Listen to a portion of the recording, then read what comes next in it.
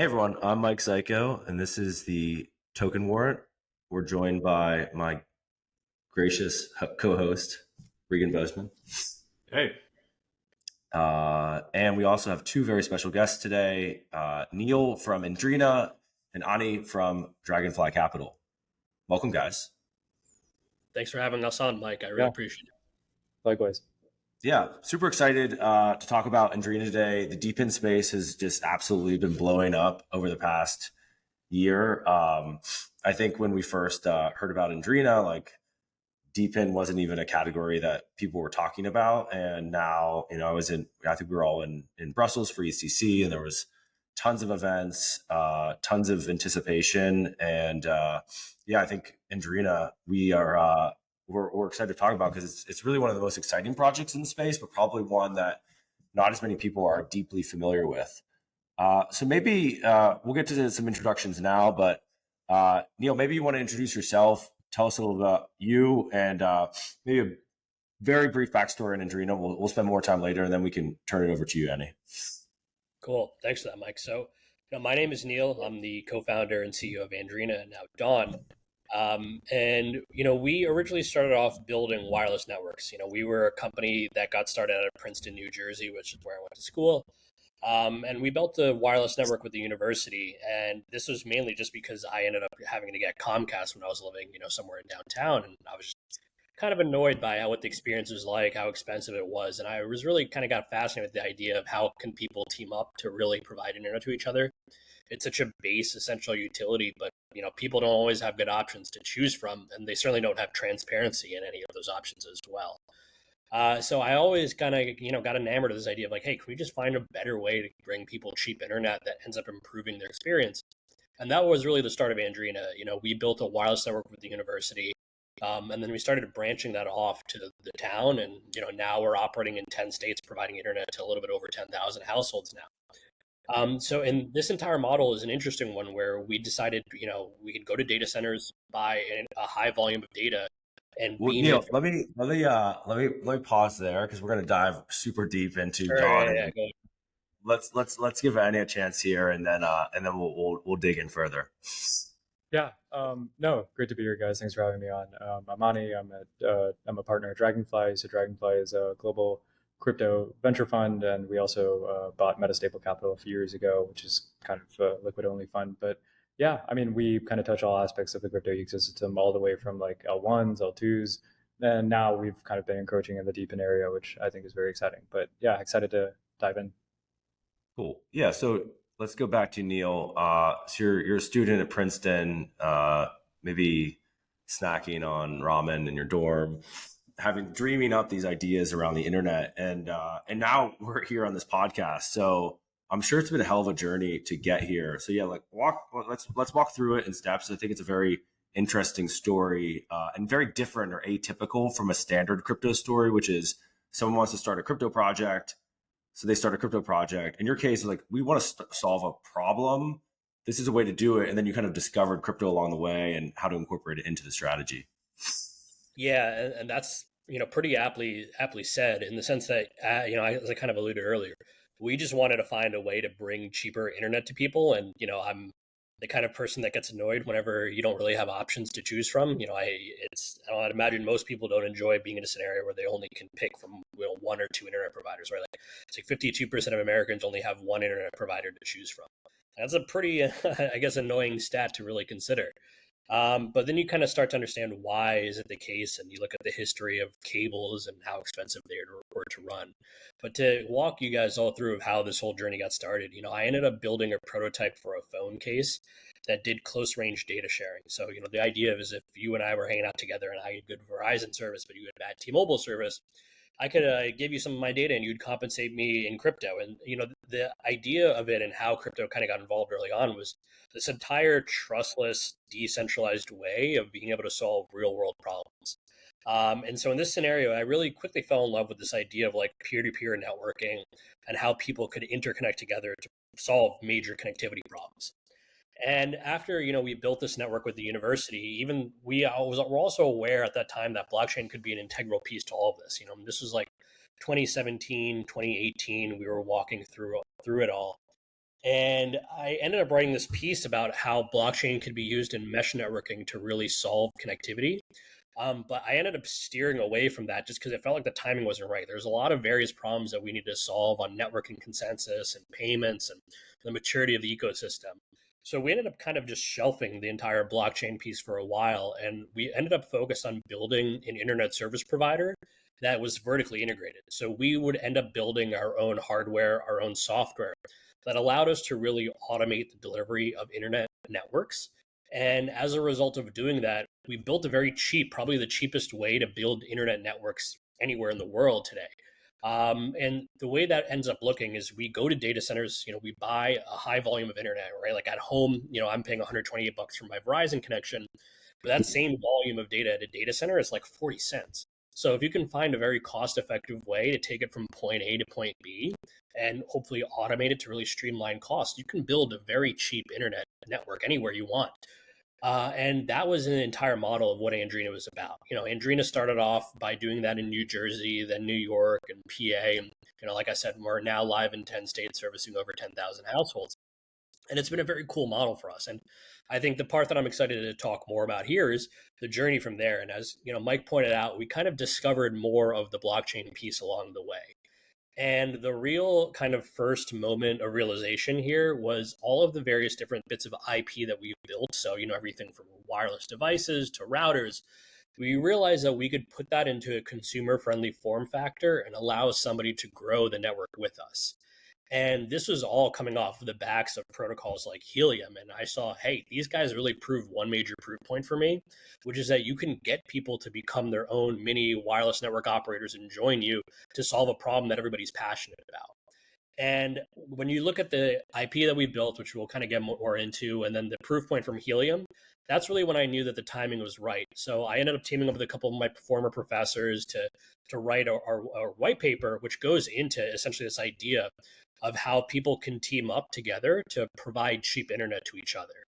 And the protocol that we're bringing here is called DAWN. It stands for Decentralized Autonomous Wireless Networks. And DAWN is a protocol for providing decentralized broadband. And the easiest mental model I can give you guys is you're all probably familiar with Helium and how they provide decentralized mobile service. It's a similar idea, except instead of for mobile service, it's for fixed services, which is internet for your home and for your business. So I'm really excited to be able to bring this, all throughout the world. It's a really cool way in which you could grow a wireless network and really find a way in which anybody that has excess bandwidth can monetize that and share that with their neighbors or their friends, etc., and completely begin to replace the existing home internet connections as we know it today with a more decentralized and trustless option where people end up paying, if not, a third or a quarter of what they're currently paying for internet. There's just so much surplus that's out there. If you can find a cheap way to take it from point A to point B, which is the entire story of Andrena, layer on a trustless protocol on top of that, and now you can have a global phenomenon by growing out internet networks this way. I think what's really cool about this is there's this zeitgeist that's happening right now around rehashing ideas from like the 2017, 2018 ICO era, where people were like, oh, we can put Airbnb on a blockchain, or certain ideas that it didn't work. The infrastructure wasn't there, on-ramps weren't there, super clunky. And now we're getting to the point as an industry where some of these ideas that, just like in Web 2, are now kind of possible. And you guys are, I think, a shining example of, not just creating this from scratch, but waiting for the technology and the infrastructure to be feasible for what you guys were trying to achieve. It's super cool. You guys might be the first. I don't know what. I feel like there was in Web 2, there was the original DoorDash was like a spectacular failure. They even made a movie out of it. Maybe like Cosmo. Yeah, Webvan. Webvan, right? Yeah. There's pets.com. There's some good ones. So you guys can be the version that actually succeeds in taking off. Awesome. So maybe as part of this, and I when we were first kind of learning about you, you had kind of started to talk to some investors in crypto. Maybe before we get into talking about Dragonfly and how they first became familiar with you, walk us through the journey of trying to raise money for a business like this. How did you approach it? going back to those early days? Yeah, so I'd say when we first started off on the fundraising process, and when original investors Castle Island got on board, we always knew that there was eventually going to be a crypto piece down the road, but weren't really sure, to your point about like the timing and when to really go on that. And as we kind of looked at the scope for what we were building, when it started off with Andrena as, hey, we're just going to go focus on the US and take over as many urban markets as we can and provide internet service, that was one set of scope. But then once we realized that, hey, we actually have a really good technology and a really good solution for taking this all across the world, that was really where things kind of got to the next level. And so to nature of the pitches, I had to pitch a really big vision, right? We want to find a way in which internet all across the world can be part of a trustless protocol where people pay exactly what they're get what exactly they pay for, automatic refunds. There's a lot of things that you can really do on this network, and that's ultimately when we kind of got bumped into Dragonfly as a mutual introduction. And it was this kind of scenario where I got really excited by the conversation at first because both Ani and some of the other partners there, they're all about biting off big visions and going after huge opportunities. And when you look at, the scale of internet, globally, multi-trillion-dollar industry, and then combine that with, decentralized infrastructure as a whole, you're talking about like a 2.3 trillion dollar industry. So it was kind of this nice serendipitous way of finding an investor that's all about these really big opportunities and going after a huge one as well. So, Ani, maybe you can kind of go and give your side of things as well. Yeah, I mean, so at the time, I think I had spoken to tons of these deep in protocols, and one of the big things for us is that, like to your point, Mike, I think in 2017, 2018, it's the same problem that I think is true of this cycle, where it's like so much supply, but like not enough demand, right? And the supply comes from all forms of capital, from human all the way to financial and then social, right? Of everyone trying to solve these civilizational problems. But when we first met Neil, I remember on the call, I think I was just really awestruck by the fact that there was just so much demand for this thing. And I'm not even comping it to like crypto projects, right? Where people often like quip that, oh, for many crypto projects, it's like the token is the product, right? And, people can kind of get into that, but a bit later. But like in this case, people were actually using the service, and upon further DD, it's like when we called, some of the real estate managers and stuff, they were in love with this thing. So I'll give a funny anecdote there. In the midst of our DD process, it was, I think, the holiday time in 2022. I would go to these Christmas parties and people would like start raving about Andrena. And like the only other time I'd grown up in the Bay Area, the only other time I'd seen such a cataclysmic shift like this was when Tesla first came out with the Model S. And it was the same thing because I was like, people talk about cars now. This is like elite tech circle conversation. People bragging about their Teslas or Right. their internet connectivity. No, but it was like, in the Bay, it's like, oh, I just got a car or whatever. And I'm like, it's not a classic car, but that's weird that they're talking about it. And then I was instantly kind of flashed back to that movie style when I'd been in this, and I was like, people talk about their internet provider. Like, that's just a bit weird to me, right? Like, I didn't think we could live in a time when cheap internet and, fast and portable bandwidth was sexy again. And as we were DDing, I mean, it kind of came to light that like there were so many tailwinds behind this, not just Andrena, but like this entire notion of like rewiring the world. One of the things that I mean, at least I think, kind of with Dragonfly and my past experience there till now, is that like the last century was all about, I think, building the world. This century is all about modernizing it. And, crypto is going to play a part, as much as we saw with DeFi, kind of you going beyond the bounds of regulatory capture and stuff like that. I think the internet is the next step. Neil, I'm curious on your side. I mean, the internet is obviously this like foundational thing to everything we do into crypto, but I feel like most people like aren't familiar with that deep with like how it works, right? And like most crypto investors presumably don't come from like a networking background or maybe have like deep subject matter familiarity. I'm curious like to what extent that's kind of been a challenge for you, maybe going back all the way back to the early days, in terms of kind of just like educating crypto investors on the problems with the current internet and how y'all are approaching it differently. Yeah, I just go ahead, Nick. I was just going to say, I think, investors have taken a pretty quick understanding of it, right? Like the internet supply chain as a whole, if you really begin to, even, hopefully this conversation kind of helps people educate on it, it's pretty straightforward, right? Like it's just broken up into tier threes or three different tiers, right? You have a tier one provider, which like the easiest way to think about it is like think of like subsea fiber optic cables, right? Like people that are connecting continents with cables on the seafloor. Then you have the tier twos. Think the guys that kind of interconnected data centers or take it from that subsea fiber optic cable to like a local fiber provider that interconnects part of a country. And then the final tier is tier three, right? Those are the guys that we all know and love, right? Like Comcast, Verizon, etc. But the point being is like that essential way to understand that supply chain. People have taken on that pretty well, and I think people in crypto are kind of fascinated about how like there's these consolidated monopolies and what are cool ways in which we can massively disrupt them together. Like it's got a little bit of an appeal from like a story perspective, and it's not too complicated to understand. I mean, really, it's pretty easy to. I mean, most people don't really realize it, but it's once you look at the numbers, it's easy to see just how cheap internet can be at a data center. And then when you say, okay, now I need to run cables from that data center to an individual household, it kind of dawns on people like, wow, that's why internet is so damn expensive. It's just because it's so expensive. You got to pay thousands of dollars per household to take it from point A to point B.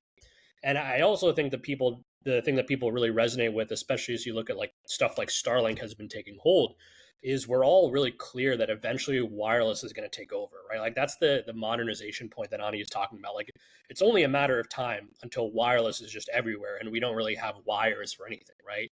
So I like to think that that is the trajectory that we are on, and you see a lot of good proof points about that. And once you start to really dig into it, like, hey, this is the cost to buy internet at a data center.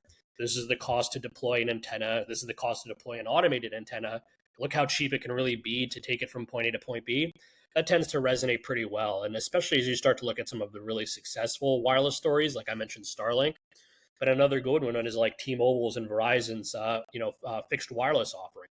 We are really experiencing this modernization of internet connectivity right before our eyes. And there's so many good opportunities to be able to take all of the progress that wireless has brought and really take it to the next level. Ani, maybe you could. One of the challenges that we had on our side, and Regan alluded to this, is we're not networking experts, but maybe you have background I'm not familiar with. But yeah, maybe walk us through the diligence process, kind of who you guys met with or talked to along the way to help kind of bring your knowledge gap up in order to get comfortable with Andrena and DAWN.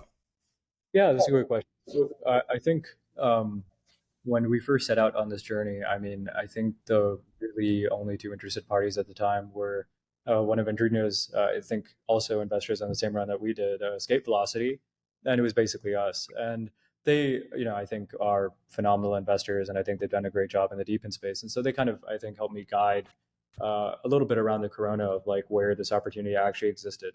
But then kind of what ensued after that, and I think why it was so hard for everyone else to see this opportunity. I think this is kind of the future in crypto in many ways, which was I kind of had to call like all these folks from AT&T from like Southeast Asia all the way to the US, like understand really like what are mobile cores. How is it that like, this market is $1.8 trillion, that's kind of like the telco market cap, but it's basically owned by like three main players in the US, right? And so I luckily kind of had a bit of a deep tech background before this, but yeah, I can't understate, I guess, just how much work went into like understanding kind of the application layer, so to speak, of like fixed wireless all the way down to how do actual networks work. And it was a ton of textbooks. In fact, I have one kind of sitting next to me right now. So no, so imagining like your monthly expense report, and it's a bunch of like $120 networking textbooks. A lot of YouTube videos, let me say that. I mean, okay.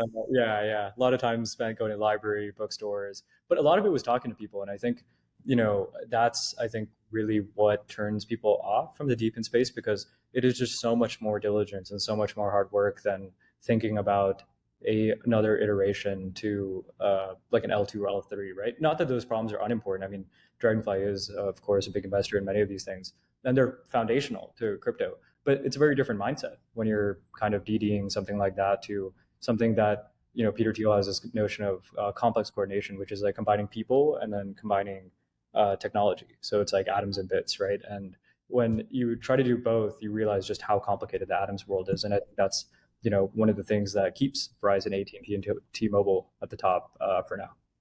Yeah, on our end, one of my favorite sort of background stories on Andrena and Lattice is I live in a small town in the Pacific Northwest, and there's there's a local wireless internet service provider. So I'm trying to navigate to find someone associated with it. Eventually, I get connected with the original owner of it before he sold it to a private equity company. So they had maybe about 15,000 subscribers up here in the Pacific Northwest. And, I take the guy out for a beer and I'm like, I'm a crypto investor. We're going to do this internet service provider plus crypto. And he's like, what the hell are you talking about? Like, but we spent a few hours digging into Andrena. I shared the docs with him. And afterwards he came back and was like, this is super cool. Like, I don't totally understand all the crypto stuff, but what Andrena is doing is actually unique enough that if the crypto side works in the way that you say it will work, that there's a lot of power here. And so that was for us something that really helped us get over the line, is having someone that had been operating in the space for, dozens of years since really the internet had first come out, getting their comfort level up and their excitement for what you guys are building. And I think that's, broadly speaking, one of what attracts us to the deep in space is like you get to have these conversations with these people who have been operating these traditional industries and how crypto can potentially disrupt them. Well, Mike, let me add one more thing there, which is I think if you were to boil what crypto has done in the past decade into one sentence, it's like markets for everything, right? Like Bitcoin created a market for trustless money. DeFi has made markets for, all sorts of financial oddities that you couldn't do by going to the, CFTC or whatever, right? Like it took very bright, genius people like years to make this stuff. And I think now in its second decade of its life, crypto, I think will seep into all these physical industries and make markets where we should have had them like 30 years ago. So to give you an example, Enron was going to do a broadband market. And at its height, this kind of subsidiary of Enron was valued at $40 billion. And, there are many reasons why, of course, that was wrong and it's very overdetermined. But the idea wasn't wrong. And I think now we're starting to realize that many of these, like you were saying about 2017, but these ideas go back decades upon decades. And it's like we're taking great ideas, but actually instituting in a way that like you or any of us here or like the average retail user can just go and like buy and trade these things, which is very exciting. Yeah, and if I can add to that, I think like what's important to consider is we consider not only DAWN, but just like also broader DeepIn and how all this stuff fits into it. Like I remember when I was first talking to, the escape velocity guys, and they were always talking about, hey, the future of, Web3, at least from a digital infrastructure standpoint, is going to be the commoditization of compute, storage, and bandwidth. And that is a pretty good summary if you like go from like a traditional Web 2 perspective. That's pretty much the category of digital infrastructure, right? Everything from like satellites, telecom, wireless, all the way down to cloud servers, GPUs, data centers, right? Like that is the world of the digital infrastructure, right? That's kind of what we associate with the information age that we live in. And so what I think Web3 does in this scenario is just provide a way to really take all of a combination of the latent resources that we have to build out those, but really fractionalize the entire ownership structure and turn it all into one big system that can collaborate and really solve the supply side of that whole equation. So as we look at like the special part of what DeepIn does is it's really the convergence of a more efficient economic model with crypto on top of it. And that is, I guess, one of the key pieces that I always look for when I'm looking at like, hey, which DeepIn projects do I think are cool? Or I think they're ones that would exist or would naturally exist even without the existence of crypto. And when you look at the trustless nature that crypto offers, the ability to bootstrap networks, there's so much value that it adds on top of that in that entire ecosystem.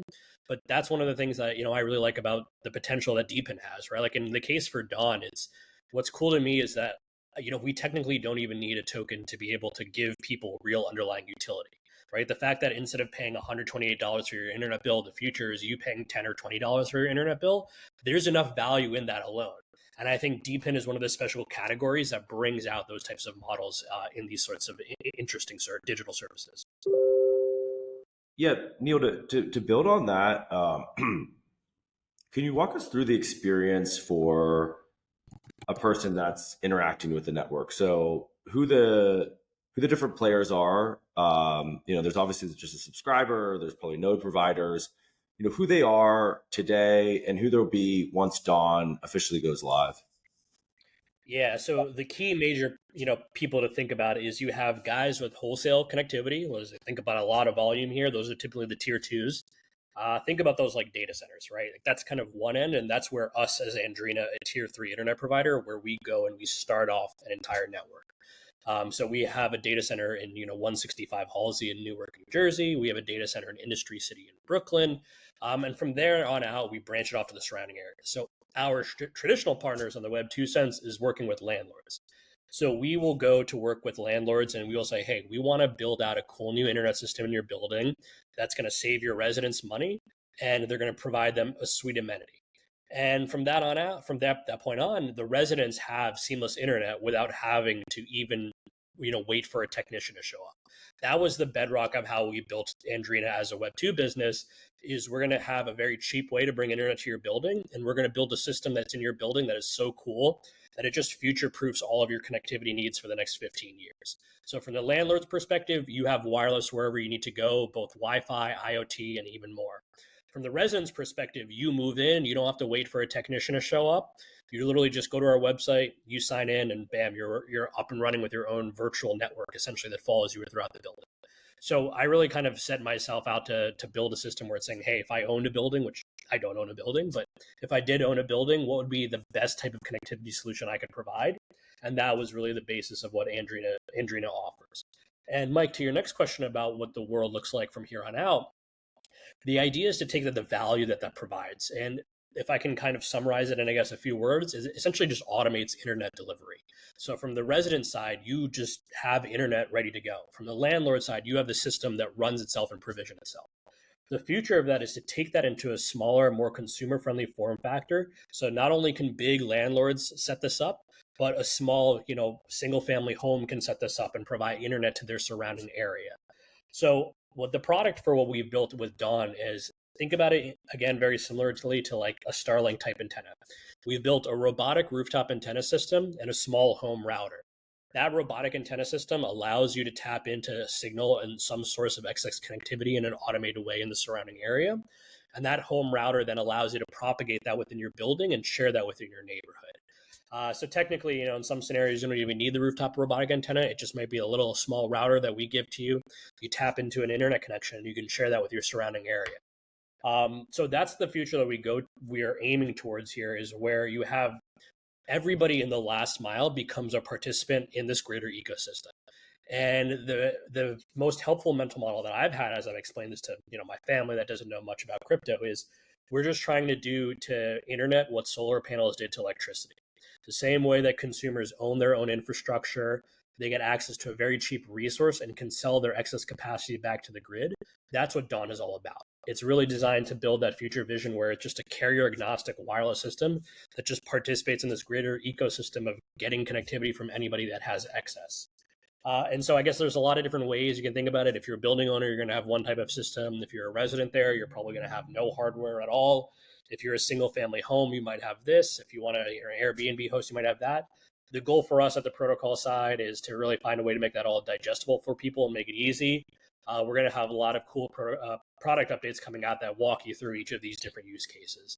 But point being is we want this to be something that is a profitable investment into anybody's home to help them tap into the internet revenue stream for themselves.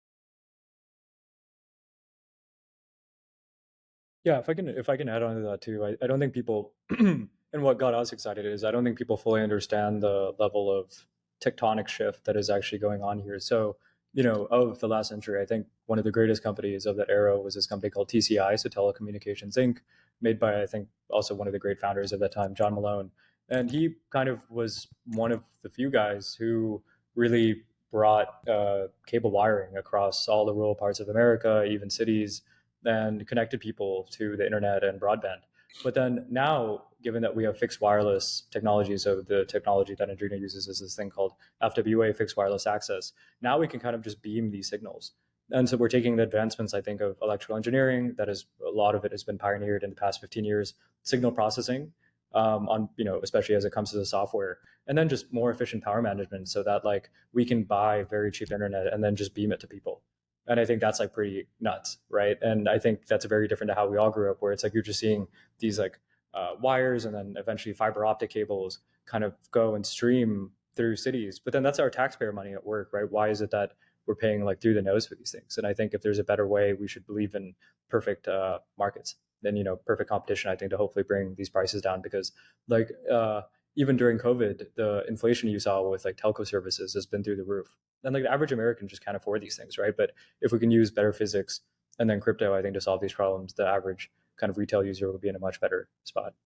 Yeah, and what Ani said captures that so well. Like if this technology existed in the 80s and 90s, everything would be wireless. Like it's clear that beaming stuff through the air is just cheaper than digging up streets. Where things have changed is like in 2023 and now 2024, we have this new generation of wireless that allows you to do stuff at the same speeds as fiber, but in a more scalable way. So like that major category that we always talk about here is like point to multi-point, multi-gigabit. The fact that one node can provide capacity to many downstream nodes in a multi-gigabit fashion, that's the gold standard, right? That's what broadband today is offering, where you have one fiber node at a central office, and Verizon is providing multi-gigabit capacity to everybody in the last mile, right? That's the major threshold that wireless had to overcome to be able to actually be a good competitor against the existing services. And now that it's there, it's just really a question of how do you bring it to as many people as possible. Our philosophy was we wanted to automate that. So making sure that you can contribute to this network without having to be a telecommunications expert, a networking expert, whatever it is. It can just be something that you own. And then the second piece of that is how do you provide the trustless layer so that there is no central authority? So something like this can really operate across the world and at an incredible level of scale. And, thanks to the work that we've got, on the various proofs, but also thanks, like I said, to the proof points that Helium has demonstrated about a community willing to do this. The timing couldn't be better for this change of saying, hey, when the world shifted from wires to wireless, this is what it looked like and this was necessary. And I got a lot of crazy stuff to add here, but I guess one kind of important data point to this is there is no global standard for how wireless interconnects. And you need a system that is often like a protocol to be able to orchestrate these large scale wireless resources. So if a world exists where wireless is everywhere, a protocol has to exist as well that allows that to orchestrate at a massive scale. So as kind of Ani started off this whole conversation with, there's just a lot of tailwinds here that wireless is going to take over. And this is one of the major trends for that wireless takeover. Yeah, on that point, like what we've done in crypto is commodify trust, and now we can basically bake in trust into any form of market. And you kind of find out with, very civilizational level projects or things that are very hard, it's often like one piece that is missing in these things to really take it and give it the jet fuel needed, I think, to go to the next level.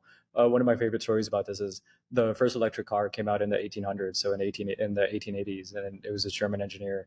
I think it was called like the electro something. And it was missing long range batteries, but we had the technology for like 120 years now, right? And GM had its car in 2005, and they made the documentary Revenge of Electric Car, kind of detailing that still no one had good batteries until Tesla, right? And that was in the time of the green bubble when the US government and everyone put billions and hundreds of billions of dollars into basically a lot of these somewhat fake green projects, right? For many different reasons. But it was like one company that survived. And I think of that in the same way with DPIN and all these things where it's like, do we know the future? Not really. But is there a future in where people will turn down cheap internet? I just don't see so, right? Like, I think if you crack this problem, like you have kind of the world as your target market. And the best companies always, I think, like their actual TAM is the earth. Like as they tend toward infinity, like Google's TAM is everyone on earth, right? Facebook's TAM is everyone on earth. I think Andrena's TAM in much the same way can be everyone on earth.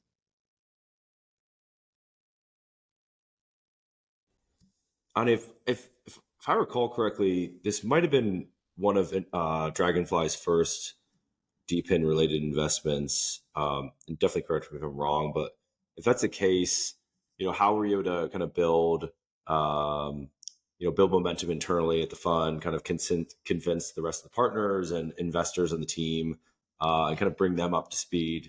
Because I imagine, for a lot of funds, this has been a category like like you said, just haven't wanted to go into. So there's probably a lot of work that you had to do to bring everyone else internally up to speed to make the investment.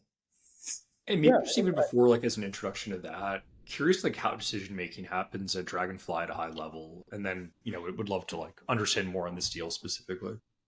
Yeah, I think our decision making isn't as like consensus dominated as it might be at other places. Like I've had some experience in venture, and many of like the Web2 shops I think really demand that I think every partner on the team has to agree. But many things in life aren't that clear cut, right? Like many people, I think, and that's why we all do this job. I think there's so many ways and prisms to view a deal, a company, a sector, right? There are many people who get one sector right and one sector completely wrong. I'm lucky. I think that all the people I work with are very open-minded, highly, I think relentless learners, and everyone has a very open mind. And at the very least, I think that's what you kind of need to do this job, right? Everyone had like you never know where you're going to be wrong, but you at least have to have an open mind that the future can be serpentine in a way that you didn't expect. And so we've had this kind of differing point of views on different industries for a while, especially within crypto. But when it came to Andrena, so I guess Regan, to answer your question, yeah, we don't fully need consensus. I think if like people pound the table hard enough for a specific thing, we could probably get it to happen. But I think we're very data driven. We're investors in DAWN, and like I think a lot of us come from that background of like trying to find evidence in a very abductive way versus deductive. And so trying to piece together these disparate parts into a single thesis, I think is like very important for us. But zooming into Andrena, I think like we all looked at the problem in a bunch of different ways. And I think where it netted out was that, so at the time of investing, the stories change a bit now, but at the time, so next to these antennas that Neil and the team were putting up on these buildings, we were actually mining a lot of helium.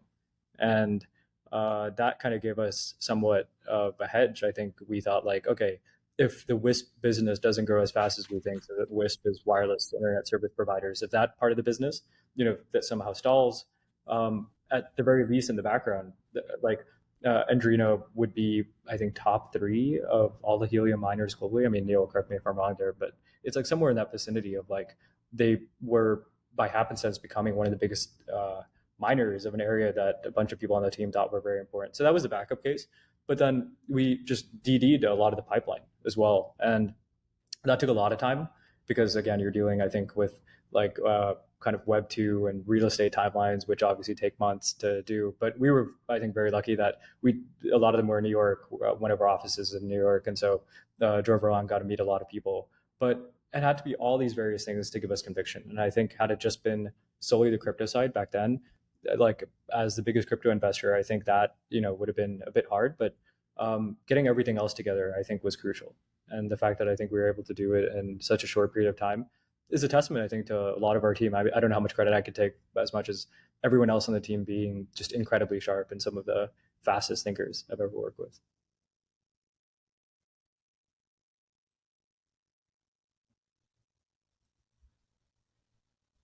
So we're getting a little closer on time, Neil and Ani.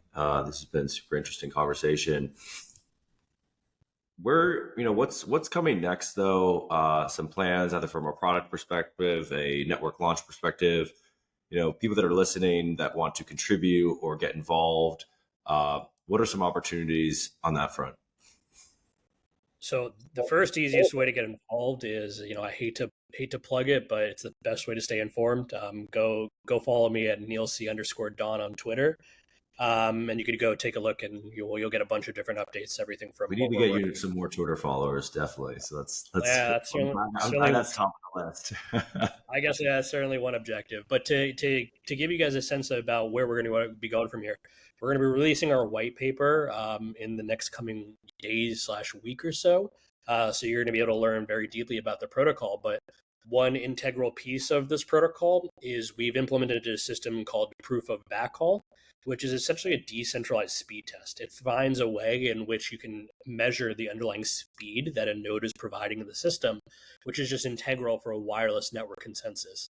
But in order to do that and build that network consensus, we have to have people that are outside of the network that are challenging in the network. So we ended up building a Chrome extension challenger system that anybody can download and earn some points for helping us join and help keep people honest in the network. So that's the first easy action item, is come stay plugged into what we're building. And, when we announce this nice fundraise we've got in a couple of weeks as well, you can go ahead and join on this Chrome extension as well and become a validator in our network. And we're looking forward to having you guys involved. Very cool. A Chrome extension is accessible for just about everyone, I think, at least all those that use Chrome. Cool. Well, maybe that's a good place to conclude. So people go follow you on Twitter and then download the Chrome extension. And then Ani, on your side, I'm assuming it's Twitter, but like if you want to, some people have dropped their Telegram or email address. Not telling you to do that, but where should people reach out to you? Yeah, I sort of religiously check my Twitter DM, so that might be the best place. Ani_Pai, so ANI PAI. But yeah, also Dragonfly, so that's Dragonfly XYZ. But yeah, send us a message, and always enchanted to see, I think, what people are coming up with in the space. See another Deepin project. Awesome, guys. Well, thank you so much for joining. Excited to be involved here. Excited to download the Chrome extension and start challenging some coverage. But we'll stop there, and we'll see y'all soon. Yeah, thanks for coming on.